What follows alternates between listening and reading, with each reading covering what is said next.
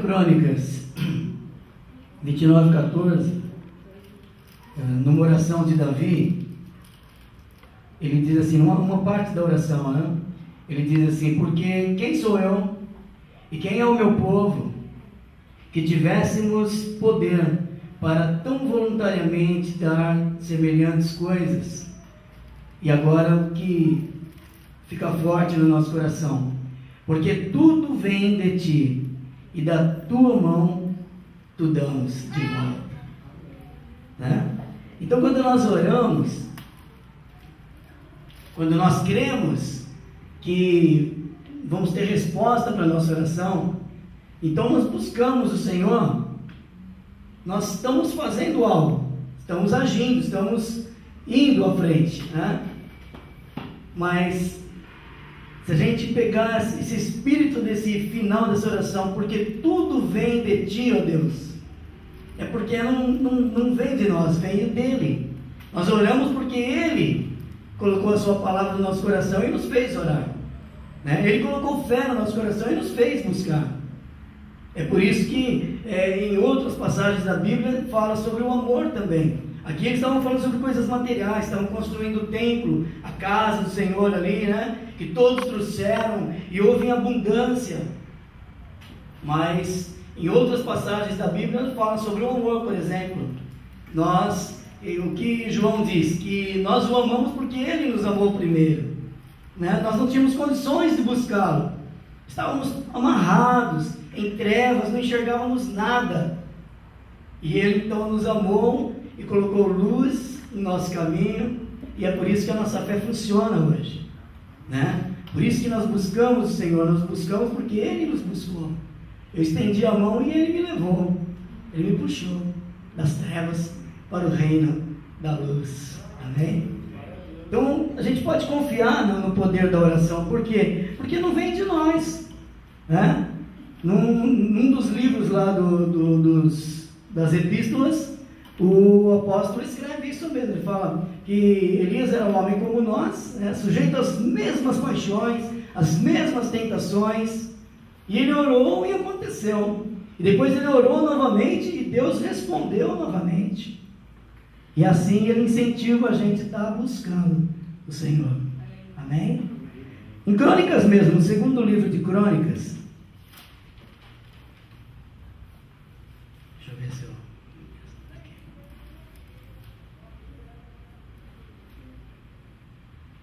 eu... no capítulo 20, fala alguma coisa sobre resposta de oração. Fala alguma coisa sobre perseverar na fé, perseverar na convicção da fé, perseverar na vocação em que foi chamado. E esse assunto para nós é muito gostoso, né? Nós temos falado sobre perseverança. Em tempos de crise, você vai fugir ou vai seguir em frente? Em tempos de perseguição, você vai fugir ou você vai seguir em frente? Você vai retroceder ou você vai seguir em frente? Então, nessa história aqui do rei Josafá, nós vamos lendo e vamos trabalhando esse tema do medo à ousadia.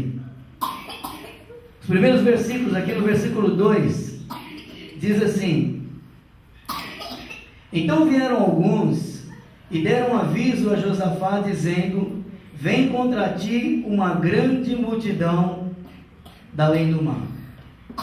Essa parte só. Vem contra ti uma grande multidão.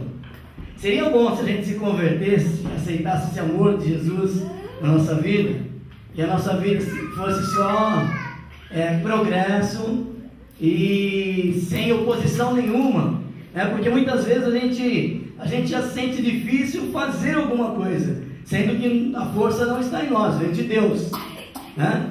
Mas aí, além disso, além de não termos forças próprias, ainda há oposição do inimigo, né? Porque como nós vimos aqui nos testemunhos e nos pedidos de oração, o inimigo ele potencializa, ele traz perseguição às nossas vidas, e ele não tem piedade, Se Ele puder pôr você no chão e pisar na sua cabeça e te mandar para o inferno, Ele manda mesmo. Se Ele puder fazer você desistir por um instante, aquele instante da sua partida, a instante que você está indo embora desse mundo aqui, se Ele puder fazer isso, Ele faz.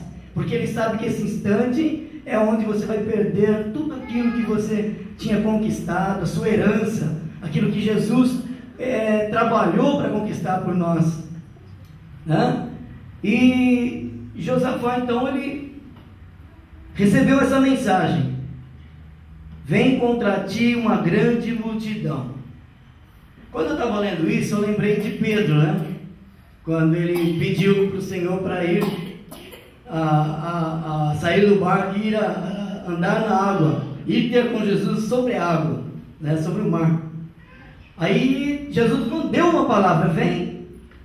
E ele foi naquela convicção, desceu do barco e andou sobre a água, né? E aí o que aconteceu?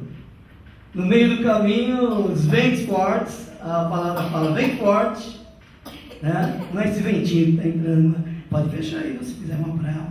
Ventos fortes, as águas turbulentas, e Pedro então afundou, teve medo e afundou. A palavra diz que ele teve medo e afundou. E lá de baixo ele gritou: Jesus! E Jesus pegou na mão dele e trouxe ele de volta.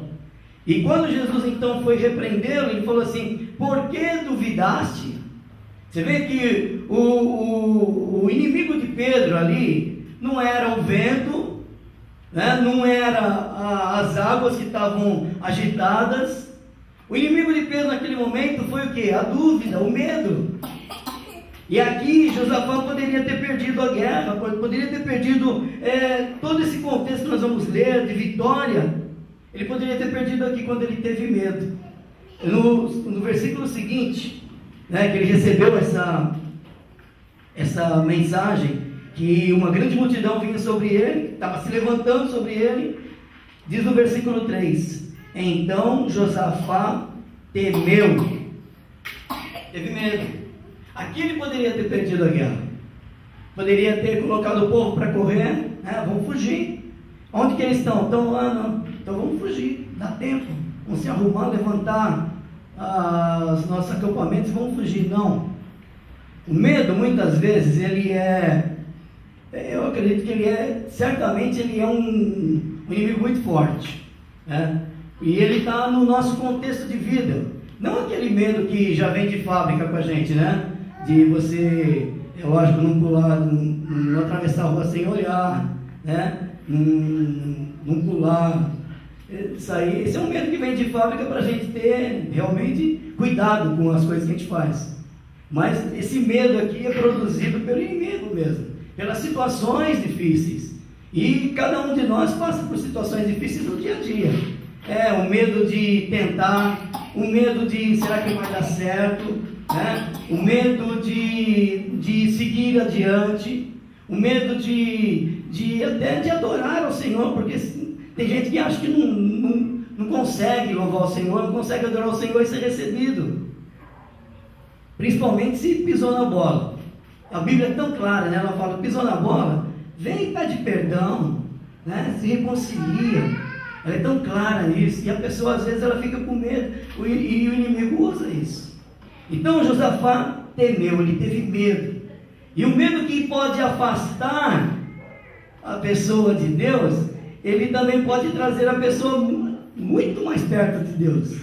É o que as situações da vida que vêm sobre nós, né? Uma doença, ou um problema financeiro, ou um parente, ou os filhos, os cuidados com os filhos. Quanto tipo de medo nós temos, né?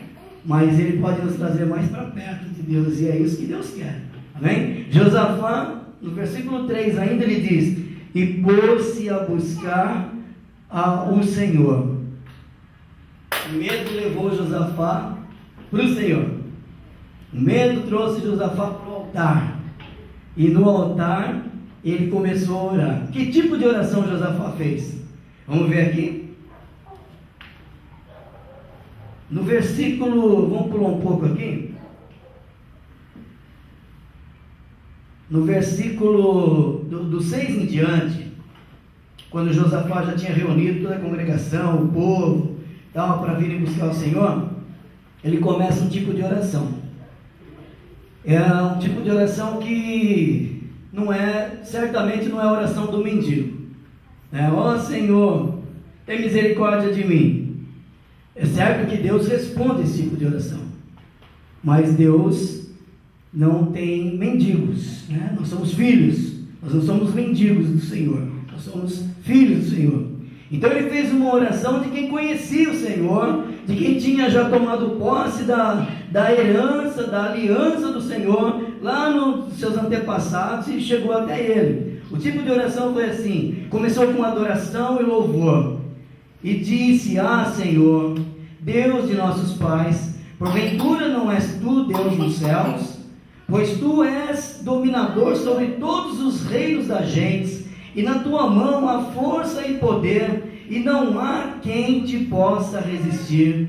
Porventura, ó Deus nosso, não lançaste tu fora os moradores dessa terra, de diante do teu povo de Israel, e não deste a semente de Abraão, teu amigo para sempre. Olha que coisa, ele está citando aquilo que ele tinha aprendido, que veio passando de geração em geração, de quem conhece a Deus. E o 8: e habitaram nela, e edificaram nela um santuário ao teu nome, dizendo: se algum mal nos sobrevier, espada, juízo, peste ou fome, nós nos apresentaremos diante desta casa e diante de ti, pois teu nome está nessa casa, e clamaremos a ti na nossa angústia, e tu nos ouvirás e livrarás. Agora, pois, eis que os filhos de Amon, e vai citando aqui, os povos que estão subindo sobre ele diz aqui no 11: eis que nos dão o pago, vindo para lançar-nos fora da herança que nos fizeste herdar.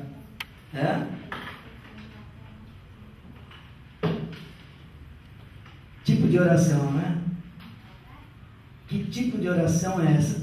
Os apóstolos entenderam isso.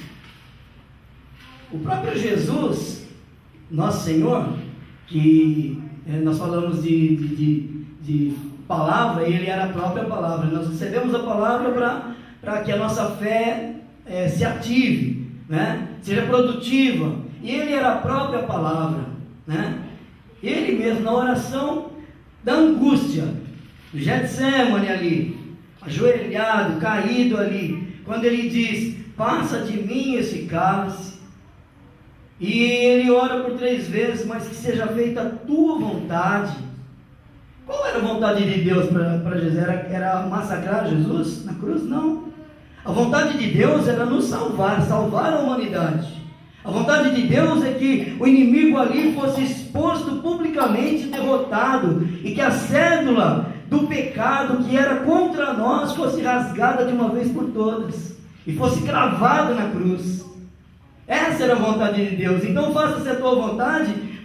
Quando eu estou passando por uma luta, ou você, não é então vou ficar sentado aqui esperando que a vontade de Deus é que eu fique doente mesmo, a vontade de Deus é que falte alimento em casa mesmo. Não. Qual é a vontade de Deus? É que nós tenhamos a nossa herança está em Cristo. Todas as coisas nos serão acrescentadas. Por quê? Porque faz parte da vida eterna, faz parte.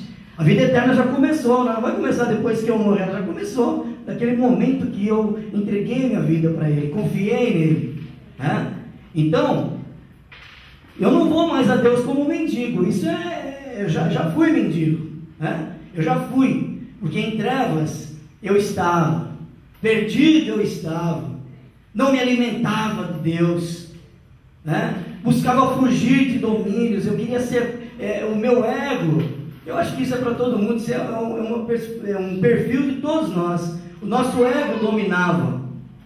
Então, eu estava em trevas, eu já fiz a oração do mendigo: Senhor, socorro, e Ele me salvou, aleluia, e Ele te salvou. Agora essa oração já é a oração de quem conhece o Senhor. E um detalhe, Josafá não foi ao Senhor só nessa hora da crise, só na hora da perseguição. No contexto anterior diz que ele já tinha, quando ele pegou o reino, ele destronou os deuses que o povo seguia, né? Quebrou tudo, mandou construir altar ao Senhor, colocou juízes para julgar as questões do povo. Ele estava administrando bem, ele buscava o Senhor já. Então, isso é para nós também uma verdade. Não vou viver a vida como, né? Como Deus dará, como diz aí, né? Vou viver a vida do meu jeito e na hora da perseguição, na hora que eu entender que estou sendo perseguido, eu vou buscar. Não, a Bíblia ensina que nós devemos ter uma continuidade na palavra, na busca, na adoração, no serviço ao Senhor. Isso é um progresso espiritual, né? E na hora da luta, esse tipo de oração cai bem. Eu falei dos apóstolos, né? Em Atos dos Apóstolos, capítulo 4, o apóstolo orou dessa maneira. Ele disse o quê? Ele disse que, Senhor que... Deixa eu pegar aqui, é mais fácil, né? Não vou falar com as minhas palavras, de repente eu posso errar. Atos 4. Vamos ver aqui, senão eu localizo aqui.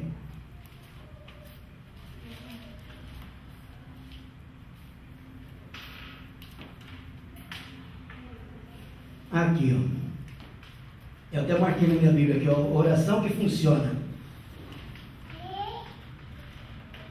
Eles estavam sendo questionados, né, no Atos 4, perante o Sinédrio. E aí eles dizem aqui a partir do 12: e em nenhum outro há salvação, porque também debaixo do céu nenhum outro nome há dado entre os homens, pelo qual devamos ser salvos. E mais para baixo eles dizem aqui, os que estavam ouvindo eles disseram, então, eles vendo a ousadia de Pedro e João, e informados de que eram homens sem letra, indoutos, se maravilharam, tinham conhecimento de que eles haviam estado com Jesus, né?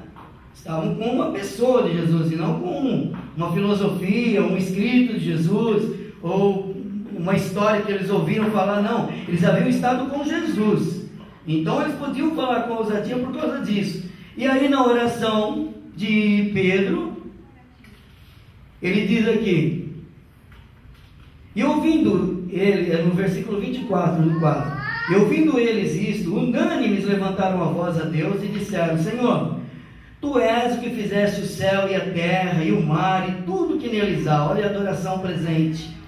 Que disseste pela boca de Davi, teu servo, porque bramaram as gentes e os povos pensaram coisas vãs, levantaram seus reis da terra e os príncipes se ajuntaram a uma contra o Senhor e contra o seu ungido, porque verdadeiramente contra o teu filho Jesus, que tu ungiste, e se ajuntaram não só Herodes, mas Pôncio Pilatos, com os gentios e o povo de Israel, para fazerem tudo que a tua mão e o teu conselho tinham anteriormente determinado que se havia de fazer. Agora, pois, ó Senhor, olha para as suas ameaças. Ameaças trazem medo, né? Então ele estava aqui já quebrando. E concede aos teus servos que falem com toda ousadia a tua palavra. No final, aqui no 31, diz assim: e tendo eles orado, moveu-se o lugar que estavam reunidos, e todos foram cheios do Espírito Santo, e anunciavam com ousadia a palavra de Deus. Resposta certa, né? Esse tipo de oração de Josafá, deixa eu ver se eu acho que de novo, agora eu tirei, né? Esse tipo de oração de Josafá é a oração que funciona, é a oração que traz vitória. Mas ela não termina aí. Por quê?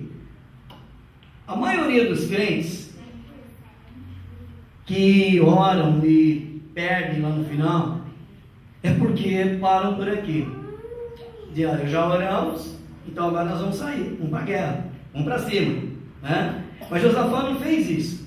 Ele, nos versículos que seguem aqui, dentro da oração dele, mais uma coisa que eu gostaria de deixar que combina com a nossa tese, com aquilo que nós vivemos, né? Ah, nosso Deus, porventura nos julgarás, no versículo 12 do capítulo 20, porque não há força perante esta grande multidão, não há em nós, porque não há em nós força perante essa grande multidão que vem contra nós, e não sabemos o que fazer, porém os nossos olhos estão postos em Ti, né? Reconhecimento de que as forças do exército de Israel, de Judá, não poderiam vencer aquela grande multidão. Reconhecimento de que do qual nós devemos estar todo dia, né? Na nossa oração, no nosso viver, reconhecer que nada somos sem Deus, que dele vem a salvação. Saber que se eu morrer ao sair daqui, a minha herança está garantida, porque ele me salvou, e a salvação dele foi completa, né? Saber que se eu fizer um negócio e eu não agir ilicitamente, né? Eu não agir por baixo dos panos, mas eu fizer um negócio certinho, e mesmo que não der certo lá na frente, eu fiz o certo. Por quê? Porque Deus me ensinou assim. Mas a palavra de Deus diz que quando a gente anda em caminho reto, o final é feliz, né? Porque Ele traz justiça sobre nós. E se não deu certo ali, é porque ainda não é o final ainda, né? De repente a gente chega num ponto e fala, acabou, mas ainda não é o final, porque se eu fiz tudo certinho, a resposta de Deus é vitória, né? É final feliz. Então Josafá, no final da sua oração, faz aqui o reconhecimento de que não tem forças para lutar, que o povo que está com ele não tem forças perante aquela multidão, e não sabe como fazer, porém os nossos olhos estão postos em Ti. A resposta vem em seguida, no versículo 14,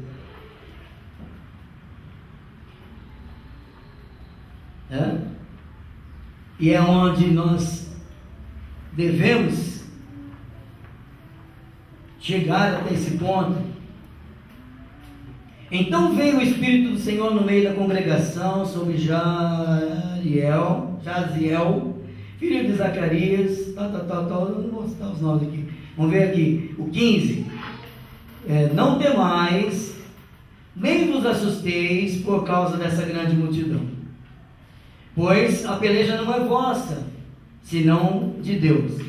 Amanhã descereis contra eles, o 16, e eis que sobem pela... Aí fala um monte de coisa também, uma necessidade. No 17 diz, nessa peleja não tereis que pelejar, né? Nessa luta não tereis que lutar. Parai, está em pé, e vede a salvação do Senhor para convosco. Ó Judá e Jerusalém, não temais, nem vos assusteis. Amanhã sai-lhe ao encontro, porque o Senhor será convosco. Amém? Amém.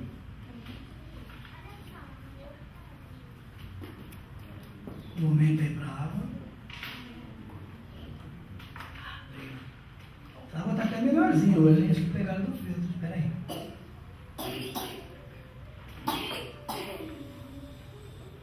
Ouvir do Senhor é importantíssimo, porque o Senhor, quando nós oramos e aguardamos nele, esperamos nele, reconhecendo que nele está a força, que nele está a solução, que ele é a nossa vitória, ele tem resposta para nós, e ele então vai nos dar o quê? Estratégia. O que ele fez ali? Ele falou, vocês vão e não vão precisar de lutar, vocês vão ficar só em pé e ver o que vai acontecer com o inimigo. Os versículos seguintes diz o que aconteceu com o inimigo aqui. No versículo 22.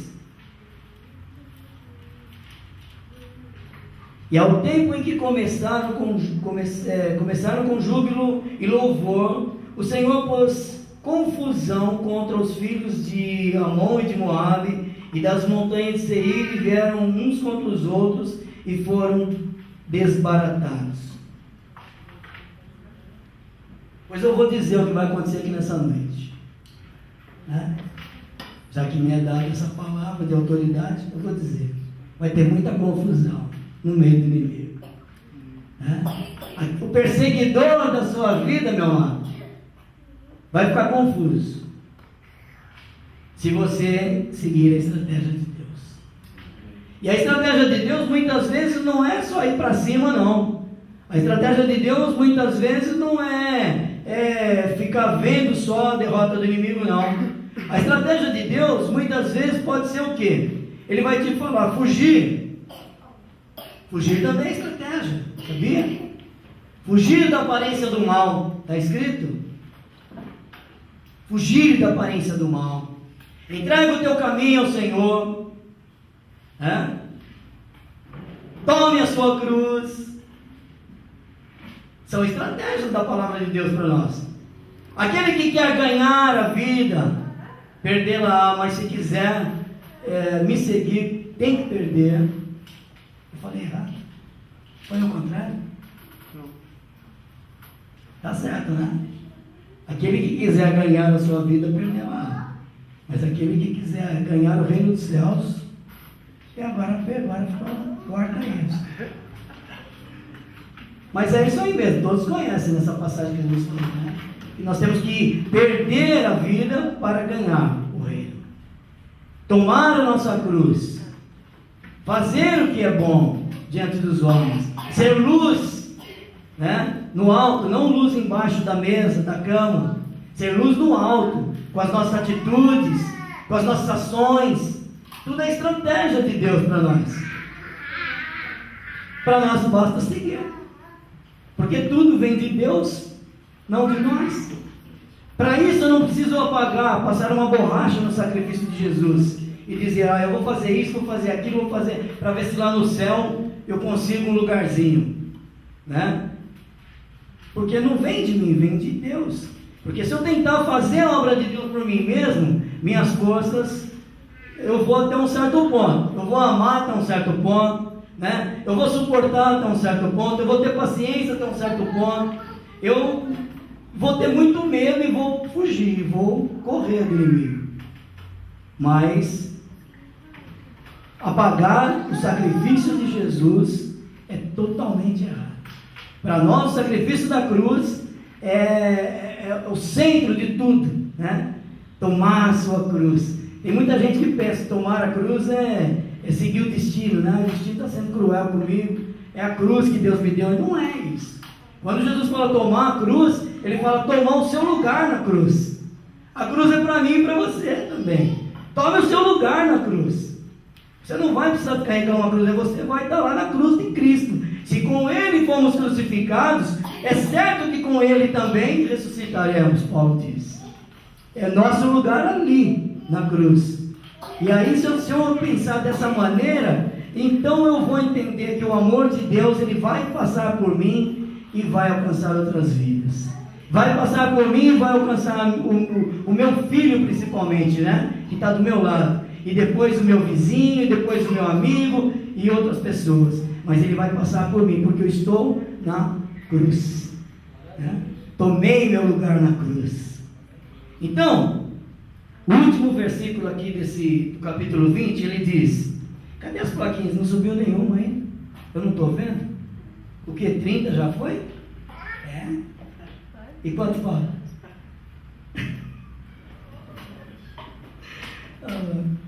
Então vai. Corta. É o versículo 27 do capítulo 20, para nós terminarmos. Então nós vimos três coisas, né? Josafá, ele temeu e o medo levou ao Senhor. Então ele foi ao Senhor, primeiro. Em segundo lugar, ele teve um tipo de oração certa. Oração que funciona. A oração que exalta o Deus Todo-Poderoso, que coloca o Senhor no lugar dele e nós no nosso lugar. De quem necessita do Senhor todos os dias. de quem não consegue fazer as coisas sozinho, mas que o Senhor é a nossa força. E em terceiro lugar, ele ouviu o Senhor, a estratégia que tem sempre uma palavra de conforto, de direção, de promessa para nós. E aqui no finalzinho ele diz, 27, então voltaram todos os homens de Judá e de Jerusalém, e Josafá à frente deles, para irem a Jerusalém com alegria, porque o Senhor os alegrara acerca dos seus inimigos. Amém? O Senhor os alegrara acerca dos seus inimigos. Vamos ficar em pé?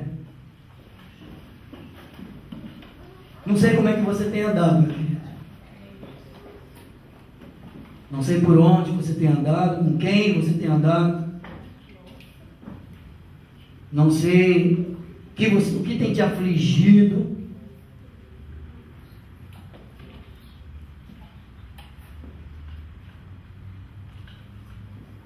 Não sei se você tem desistido, pensado em desistir.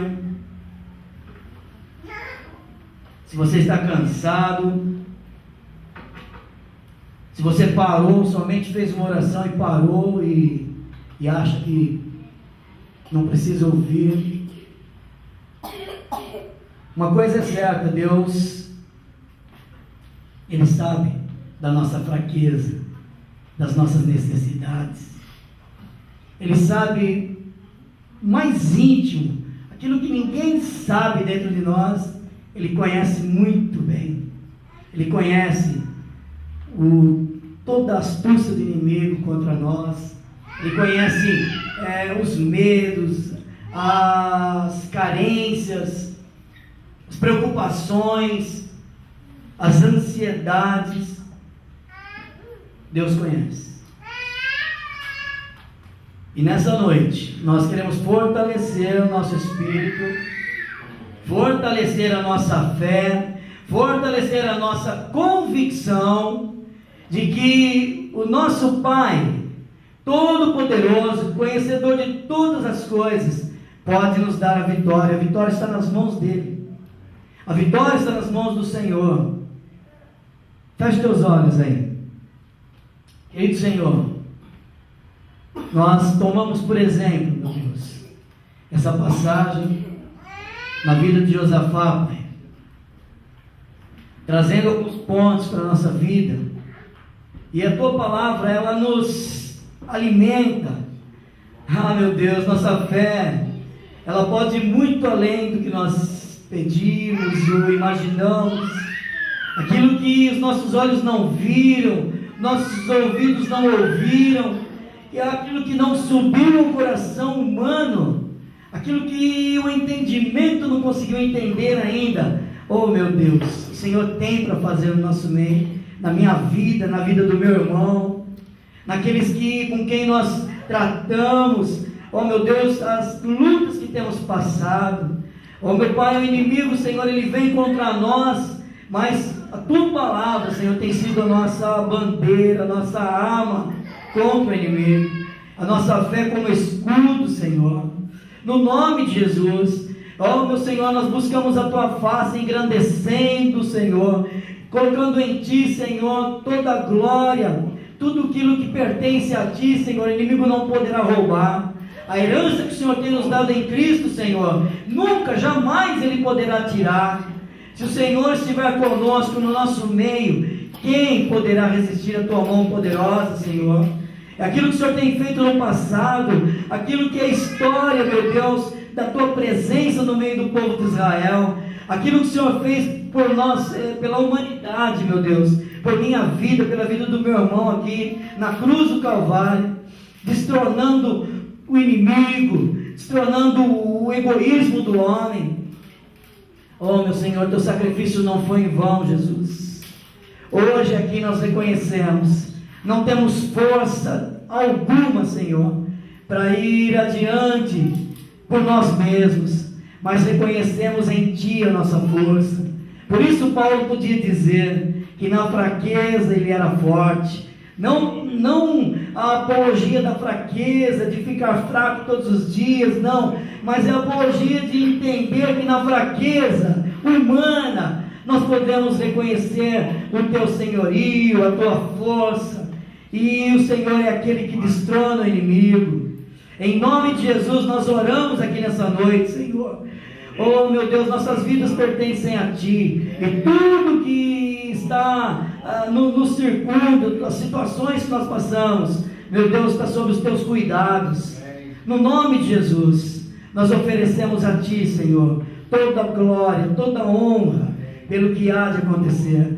Queremos terminar, Senhor, como Josafá terminou ali, levar alegria, trazer glórias ao Teu nome, por ver a vitória que o Senhor concedeu. Oh meu Deus, no nome de Jesus, no nome de Jesus, ajuda-nos a ser perseverantes na convicção da fé, para a glória do Teu nome, Senhor.